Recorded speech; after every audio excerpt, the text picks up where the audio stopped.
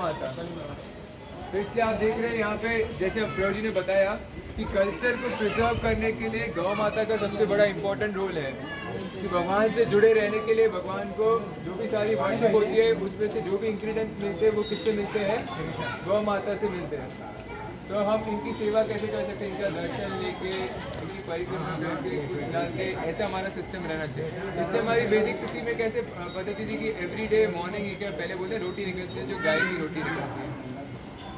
और क्यों इनको माता कहते हैं, तो देख सकते हैं कि दूध तो देती है बट उसके साथ हमारा पूरा ये क्या पोषण, नरिशमेंट हमारा किससे होता है, गायों से ही होता है अगर देखा जाए तो ये हमारी इनकम्प्लीट अंडरस्टैंडिंग है कि गाय खाली दूध देती है, दूध के साथ गाय और क्या क्या देती है,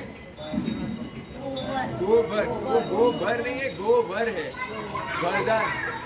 और गौ माता का वरदान उसके कहते हैं गोबर।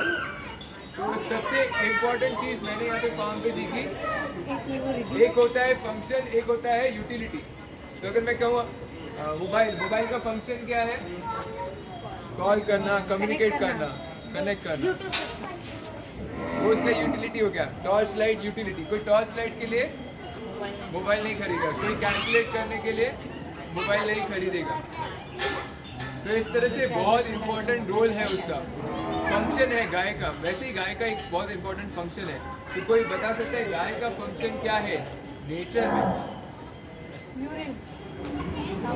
काव डंग, काव यूरिन तो नेचुरल अगर बोलेंगे परिक्रमा मतलब प्रक्रिया है। अगर कोई कहेगा दूध है, रेडी है, तो जब दूध वगैरह हम कहते हैं दूध, तो दूध किसके लिए है, बछड़ों के लिए। तो रियल गाय का फंक्शन है ग्रेजिंग, चरना।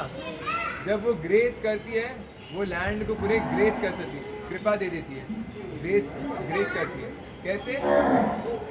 तो जब गौ माता अपना गौमूत्र और एक गोबर जब उसमें गिराती है तो उसमें बहुत सारे जीव जंतु जो है वो आते हैं, तो गोबर को वो डाइजेस्ट करते हैं और उसको क्रॉप को एब्जॉर्ब करने के लिए वैसे फॉर्म में लेकर आते हैं, तो जिससे पूरे सॉइल का नरिशमेंट बढ़ता है।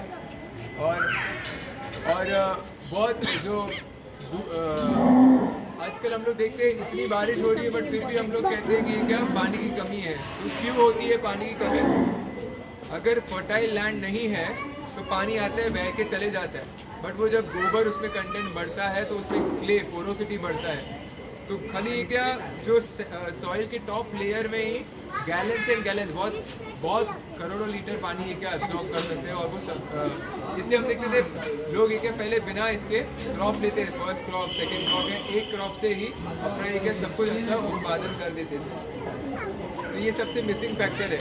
और प्रभु जी ने बहुत अच्छे से समझाया कि गाय कैसे क्या काम करती है। तो जो ये उनका बैल जो रहते हैं उनके ऊपर जो हम्प रहता है वो सूर्य नाड़ी रहती है, सूर्य केतु। तो उसमें डायरेक्ट जो सन की जो रेज है वो एब्जॉर्ब करके उनके जो खुर है उसके माध्यम से धरती में जाता है, और गायों का वो मिल्क के माध्यम से रहता है। इसलिए आप देखते हैं मिल्क में इतना पोषण है। तो कैसे हम आइडेंटिफाई करते देसी गाय और गिर गाय, अपना जर्सी गाय, कैसे उनका ये स्पेशल हम्प रहता है, देख सकते हैं आप। तो ऐसे बहुत हजारों मतलब कुछ 100 से ज़्यादा वैरायटीज ये क्या ब्रीड की, देसी ब्रीड की काउस थी। बट विद कल्चर अभी लोगों का उनका खाली मोटिव रह गया मिल्क और यूरिया आ गया, तो सब लोगों ने गायों को हटा दिया। तो उन्होंने बैलों को बेच के ट्रैक्टर ले लिया, गायों को लेके जर्सी दे दिया।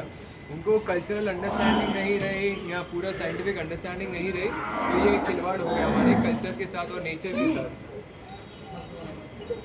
तो इसलिए हम देखते हैं कि अभी बैल किसी को चलाने नहीं आता है या बैल का एक यूज़ नहीं करते, उन लोग खाली ये करते हैं। बट वो कितना एक डिस्ट्रक्टिव है, जब इतना हैवी ट्रैक्टर चलेगा तो ये क्या वो पूरा जो सॉइल है वो कंप्रेस हो जाती है और फिर खाने में तत्व नहीं होता, उसके रूट्स डीप तक जाएंगे नहीं तो खाने में तत्व नहीं आता है। इसलिए हमारे सारी बीमारियाँ, नहीं तो हम लोग देखते हैं लोग क्या पहले 80-90 साल इतना पुष्ट होकर जीते थे। तो ये प्रॉब्लम है कि कोई तत्व नहीं रहा, खाली यूरिया डाल के वो ज़बरदस्ती बड़ा किया गया।